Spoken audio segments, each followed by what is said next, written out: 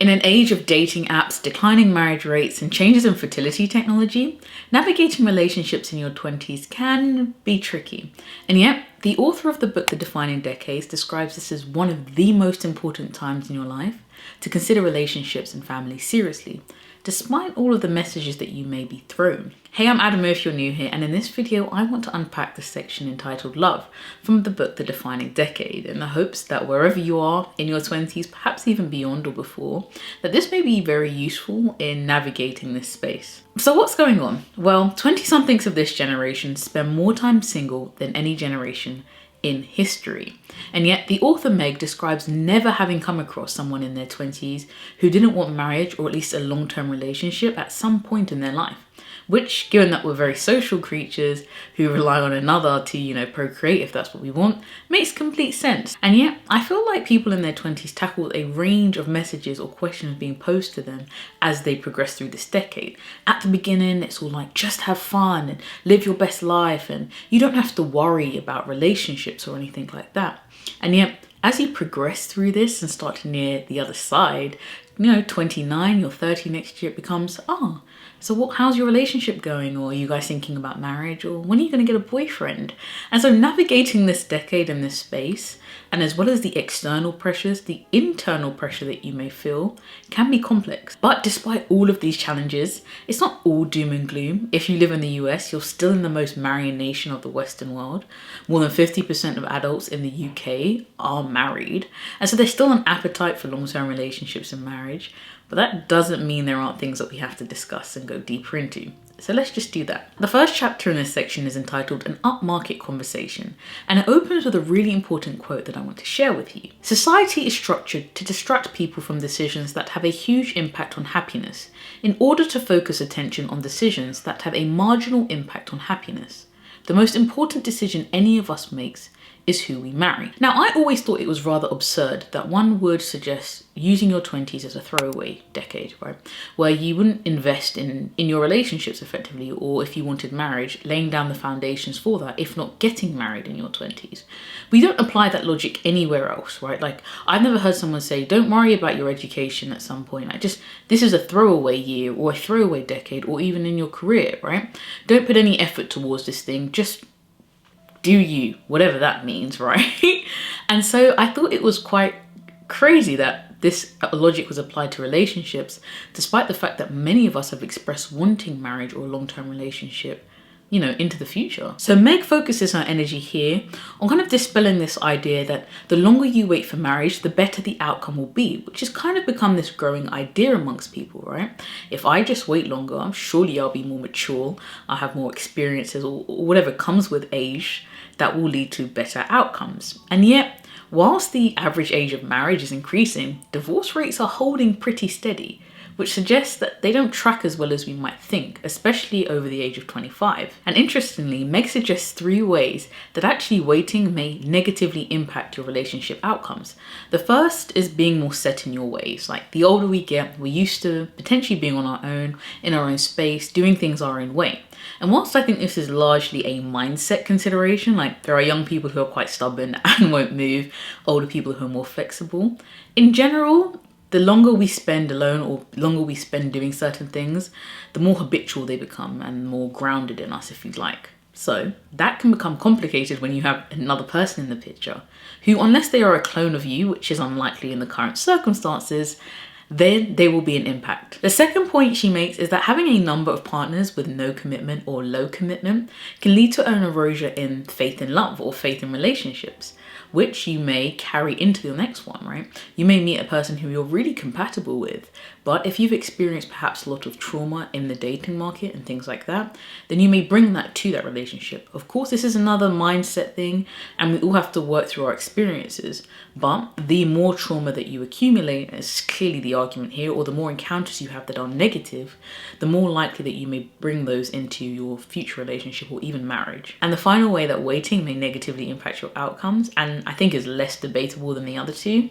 is that, well, the pool of single people is shrinking, especially if you plan on dating people your own age.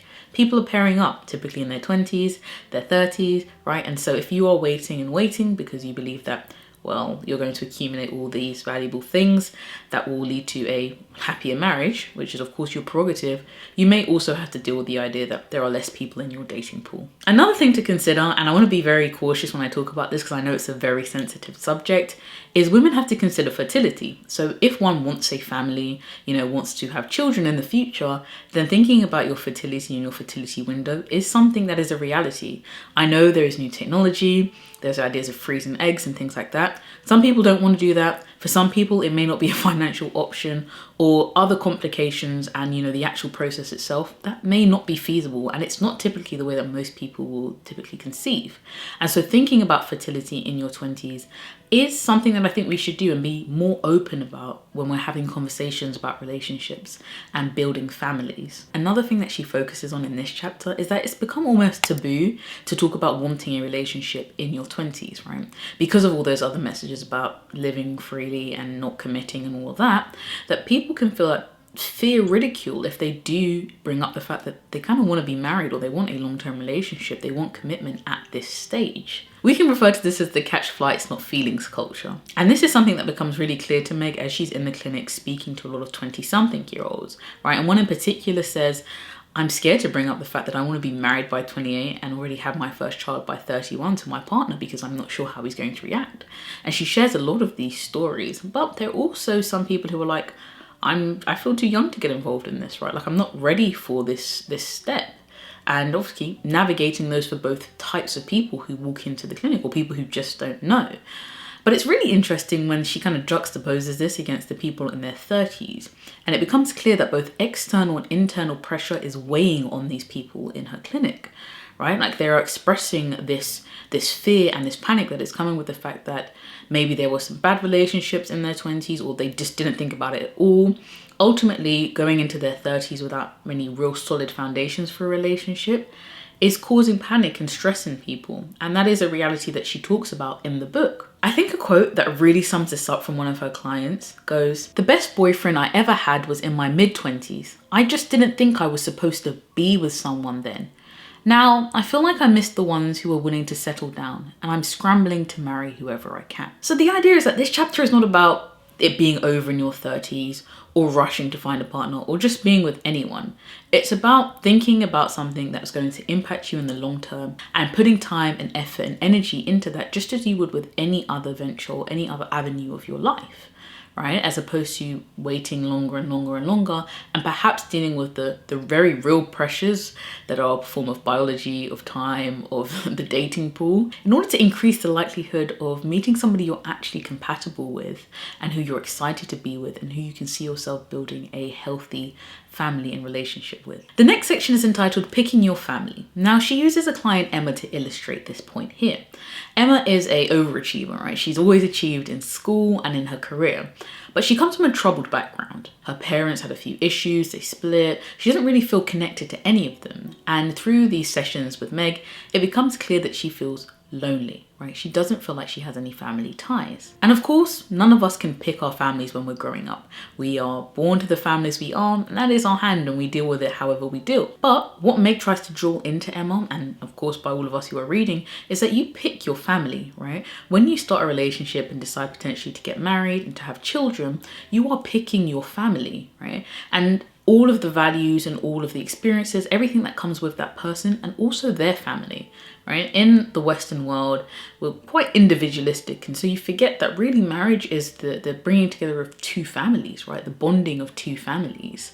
And so that is something to consider. So you can craft the kind of life that you want, the family that you want. That is not to say that everything is going to be a fairy tale, but it is possible. But the thing about this is it can be very empowering and exciting, but quite nerve-wracking, because then it's not about relationships or family being this thing that happens to you, like in a Disney kind of esque fashion where, you just wait for your prince or your princess who comes and then everything's perfect. It now puts the kind of onus on you to make these decisions about what your future will look like, what your family will look like, and your partner. The next section is entitled The Cohabitation Effect, and I think it's perhaps one of the most interesting chapters in this section. And the author really draws on the idea that there is kind of a consensus that living together is a good measure for how marriage will be, right? Like it's a good way to determine if you and this person will do well in marriage.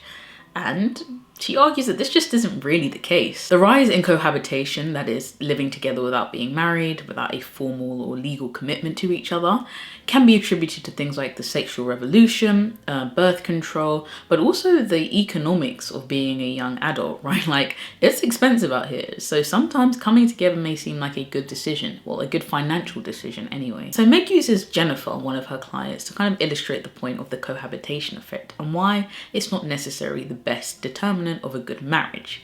Jennifer was with her partner for several years before they got married. They were living together for multiple years, and yet just 6 months after they had, got married, signed the papers, they were on their way to a divorce. Like, they had started the divorce process. But this isn't as rare as we may think. In fact, couples who live together first are actually less satisfied with their marriages and are more likely to divorce than couples who do not. But the latest research suggests that this may actually be the result of something called sliding, not deciding. Now, this is the idea that as you take the next step in a relationship, right, instead of making that formal declarations, having clear conversations, really getting on the same page, deciding, you're actually just sliding between phases. Like, maybe talking turns into some sort of committed relationship, just over time, then you slide into, you're around each other's house a lot, someone's lease is up, and you think, oh, we may as well move in together. Kind of slid into that. Okay, we've been together for a certain period of time. Should we take the next step? And instead of at each of those points having clear conversations and having clear, goals that you're both working towards, it's just a bit ambiguous, and ambiguity in any situation can cause problems, especially because you're relying on the assumption that you're both in the same frame of mind. Whilst one person could be thinking this is a great financial decision, we can have regular coitus and all of this other stuff. And the other person may be thinking this is the next logical step for us in the road to marriage and children. And you see how that's going to cause problems if they're not aligned. And interestingly enough, both men and women say that their standards for who they will live with is very different to the standards to who they will marry. Leading on from this then, Meg explores something called lock-in, which is the idea or the concept that once we start to invest in something, this actually comes from economics, we don't want to change to something else, especially if there is a high switching cost. That is the time, effort, money involved in moving from that original thing which you're invested in into another.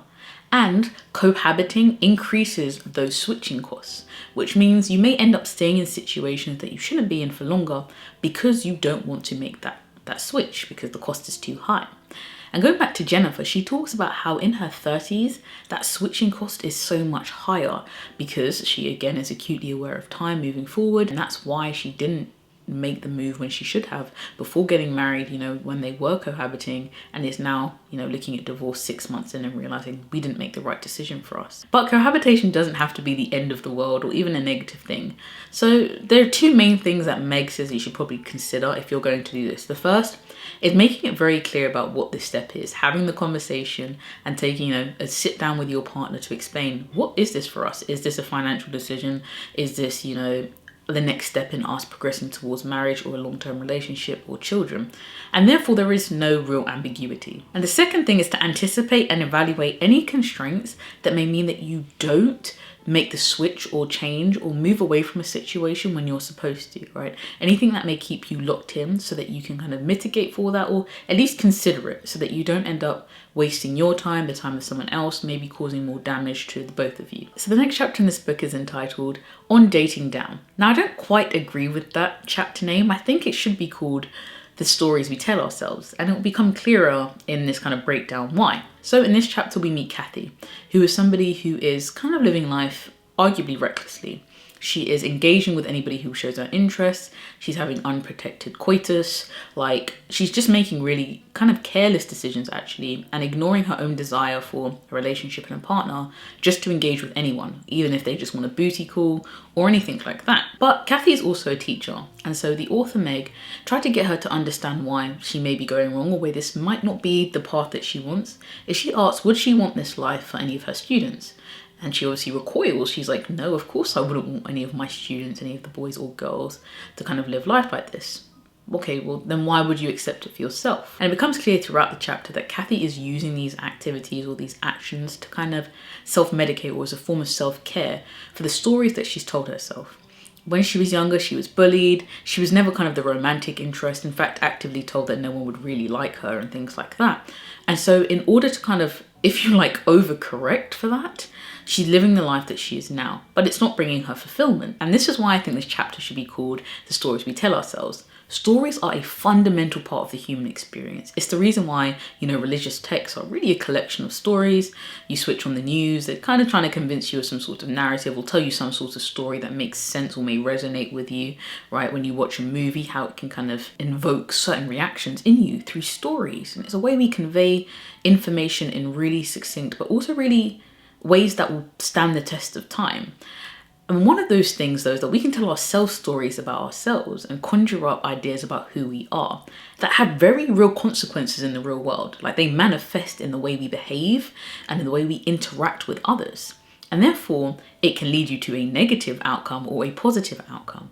And so I think the real gold in this chapter is about how you can use, your stories to kind of live the life that you want. And it's perhaps the reason why things like journaling and things are so powerful, because in those moments you can either use it to, recognize what's going on in this current moment, in the past, or really talk to yourself about the future and who you are, all the while telling a story about what you want, who you are, what you deserve, and what your life will look like. The final chapter is called Being in Like, and here we meet someone called Eli, who is in a relationship, but he feels like he's just clashing with his girlfriend. They just don't seem to be on the same line or in the same kind of realm about anything. And he kind of expresses to Meg that he wants to meet someone more like him. And he's kind of embarrassed by this, but Meg explains that this makes complete sense. Couples who are more alike in areas such as socioeconomic status, education, ethnicity, religion, attractiveness, values are actually less likely to seek divorce. But a lot of these are things that we consider deal breakers, non-negotiables, right? Like a Christian seeking out another Christian, because that is a deal breaker for them. But these are things that are the foundations, but they don't necessarily make us happy or excited or things like this. Those are matchmakers, and one of the biggest ones is personality. Personality is less about what you are and more about who you are. And she speaks specifically about the 5 big traits. One of these is openness, the other is conscientiousness, extroversion, agreeableness, and neuroticism. And whilst of course we can have a blend of people complementing each other, when these extremes meet and multiple extremes across these personality traits, there can be more friction than there is alignment, which can cause issues in a relationship and a marriage. It turns out that Eli and his girlfriend were suffering from this. They were just so unaligned on so many things because of their personality that it was making the everyday relationship stuff just impossible. And after a trip to Costa Rica, they ended up calling it a day. But something I found really powerful in this chapter was actually when she said, most people split not because somebody changed, but because somebody didn't. And I had to read that a few times to let it sink in. Often we think, I like this about the person, but the other things like, they'll change over time. They'll be around me more. Maybe they'll become less extroverted, maybe more extroverted. Maybe they'll become more agreeable, less agreeable. And that reliant on that change to make this work can often be the reason that things fall apart. Because within a certain space of time, you realize, actually, this is just them. And I can't mold and change them to an extreme where they become somebody else. And so it's that lack of change that can lead to a split. So at the end of this chapter, we meet Courtney. Now, Courtney seems to be finding a lot of reasons why her and her partner are just not going to work. They're just too different. But unlike Eli, it seems in this case, they actually are aligned on a lot of the major things, and that potentially Courtney is sabotaging. One story that is highlighted here is the fact that her boyfriend stays with her while she's ill. She gets ill and he does everything for her. He's taking care of her in the house. He's, taking time off work to take her to her appointments and all this stuff. And one of her friends sends her flowers and she confronts her partner about, why didn't you get me lilies and all of this stuff. And he's obviously quite taken aback, like, that person hasn't seen you the whole time you've been ill. And I've been here every single day doing this, doing that. And it kind of she kind of resonates with her. Wow, am I focusing on the important things? And so what this chapter then really is about being picky about the things that matter, right? Yes, we will all have differences and some of them will be great and some of them will be complementary and others won't. But to really focus on the things that matter in a long-term relationship, if that's what you want, and marriage, and working around all the other things. So this was the second video in the series about the defining decade. The first, if you haven't checked it out, was about careers and navigating career and money in your 20s. And here we've spoken about relationships and love and family and some of those realities. I hope you found this interesting. There is one more in this series that I'd like to do once I finish that final chapter. But yes, until then, check out some of the videos on this channel that discuss this, any of those topics, and I will see you in the next video.